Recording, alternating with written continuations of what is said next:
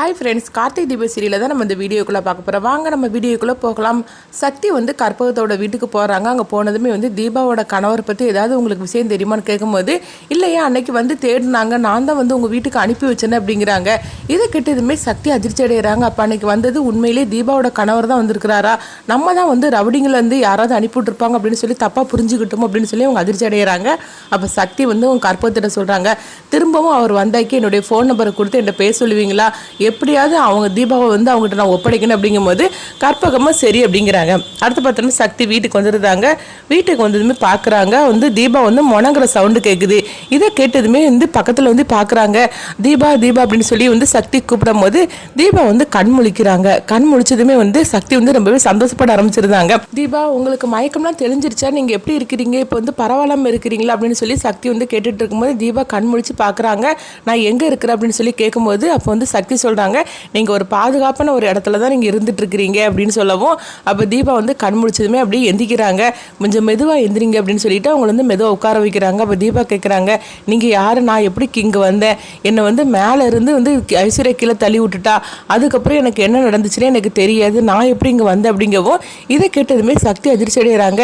என்ன மேடம் சொல்கிறீங்க, உங்களை யாராவது தள்ளி விட்டுட்டாங்களா, அப்போ நீங்கள் தெரியாதனமா கீழே விழலையா, உங்களை யாராவது தள்ளி தான் விட்டுருக்காங்களா அப்படின்னு சொல்லும் போது, ஆமாம், என்னை என் வீட்டில் உள்ளவளே தான் தள்ளி விட்டா, வேற யாரும் கிடையாது, என்னுடைய ஹஸ்பண்டோட அண்ணன் ஒய்ஃப் தான் என்னை தள்ளி விட்டா அப்படிங்கிறாங்க. இதை கேட்டதுமே சக்திக்கு ஒன்றும் புரியல. தீபாவுக்கு அப்போ எத்தனை எதிரியை தான் இருந்துட்டு இருக்கிறாங்க அப்படின்னு சொல்லிட்டு அவங்க அதிர்ச்சி அடைகிறாங்க. அப்போ தீபா சொல்றாங்க, நான் எத்தனை நாளாக அங்கே இருக்கிறேன், என்னை யாரு காப்பாத்துனாங்க அப்படின்னு சொல்லும் போது இப்போ சக்தி நடந்த விஷயத்தெல்லாம் சொல்றாங்க. இதை கேட்டதுமே தீபா அதிர்ச்சி அடைகிறாங்க. ஐயோ, என்னை கார்த்தி சார் என்னை தேடி எங்கெல்லாம் அலையுதாரோ தெரியல, அது மட்டும் இல்லாமல் எங்கள் வீட்டில் உள்ளவங்க அவ்வளோருமே என்னை தேடிவாங்களே, என்னை தயவு செய்து அங்கே கொண்டு விட்டுருங்க அப்படிங்கும்போது அப்போ சக்தி சொல்றாங்க, இல்லை மேடம், இப்போ நீங்கள் வெளியே போனீங்கன்னா உங்களுடைய உயிருக்கே ஆபத்து, அதனால உங்கள் கணவரோட ஃபோன் நம்பரை கொடுங்க, நான் அவங்கள அங்கே வரவழைக்கிறேன் அப்படிங்கும்போது அப்போ தீபாவும் சரி அப்படிங்கிறாங்க. அடுத்து பார்த்தோம்னா சக்தி கார்த்திக்கு ஃபோன் பண்ணுறாங்க. கார்த்தி ஃபோனை சைலண்டில் போட்டிருக்கிறாங்க. அவங்க ஆஃபீஸில் இருக்கிறாங்க, ஒரு மீட்டிங் நடந்துட்டு இருக்கு, அதனால அவங்க ஃபோனை எடுக்கவே இல்லை. சக்தியும் திரும்ப திரும்ப கார்த்திக்கு ஃபோன் பண்ணிட்டே இருக்கிறாங்க. கார்த்தி அந்த ஃபோனை அட்டன் பண்ணவே இல்லை. அப்போ சக்தி தீபாட்ட சொல்கிறாங்க, என்ன மேடம், உங்கள் கணவருக்கு நான் ஃபோன் பண்ணிகிட்டே இருக்கிறேன், நான் ஃபோனை அட்டன் பண்ணவே இல்லை, இப்போ என்ன பண்ணுறதுக்கு அப்படிங்கும்போது அப்போ தீபா சொல்கிறாங்க, மீனாட்சி அக்கா நம்பர் நம்ம கொடுக்கலாம் அப்படின்னு சொல்லிட்டு மீனாட்சியோட நம்பரை கொடுக்குறாங்க. அப்போ சக்தி மீனாட்சி கிட்ட பேசுகிறாங்க. அப்போ மீனாட்சி கேட்குறாங்க, நீங்கள் யாருமா அப்படின்னு சொல்லி கேட்கும்போது, உங்கள் தீபா என்கிட்ட தான் இருக்கிறா அப்படின்னு சக்தி சொல்கிறாங்க. இது கேட்டதுமே மீனாட்சி அதிர்ச்சி அடைகிறாங்க. என்னது, எங்கள் வீட்டு தீபா உங்கள் வீட்டில் இருக்கிறாங்களா, நீங்கள் சொல்கிறதே எனக்கு புரியல அப்படிங்கும்போது அப்போ சக்தி மீனாட்சிகிட்ட கொடுக்குறாங்க, நீங்களே பேசுங்க அப்படிங்கும்போது தீபா பேசுகிறாங்க, அக்கா நான் தான் தீபா பேசுகிறேன் அப்படிங்கிறாங்க. இது கேட்டதுமே மீனாட்சி அதிர்ச்சி அடைகிறாங்க.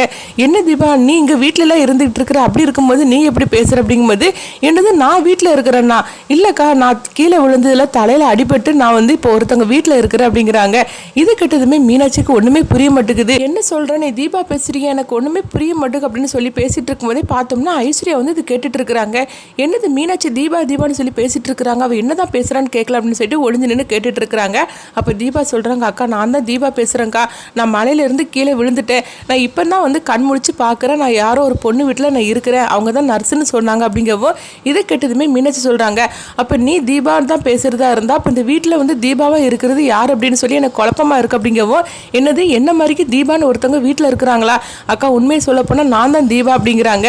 சரி நீ எங்கே தான் இருக்கிற அப்படின்னு சொல்லி கேட்கும்போது அப்போ சக்திகிட்ட கேட்குறாங்க, இது என்ன இடம்னு சொல்லுங்க அப்படிங்கவும் சக்தியும் சொல்கிறாங்க.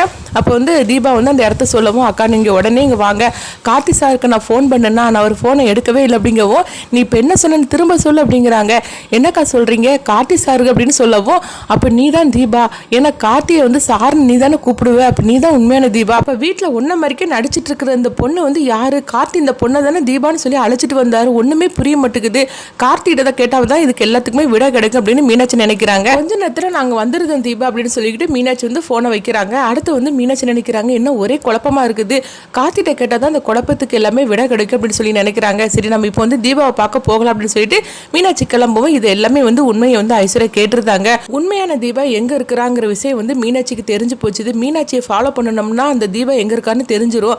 ஆனா அந்த கண்டிப்பா அந்த தீபா மட்டும் இங்க உயிரோட வந்துடக்கூடாது, வந்துட்டாக்கி என்னை பத்தின உண்மை எல்லாத்தையுமே உடைச்சிருவா, அதனால அவளை உயிரோட விடக்கூடாது அப்படின்னு ஐஸ்வர்யா ஒரு திட்டத்தை போடுறாங்க.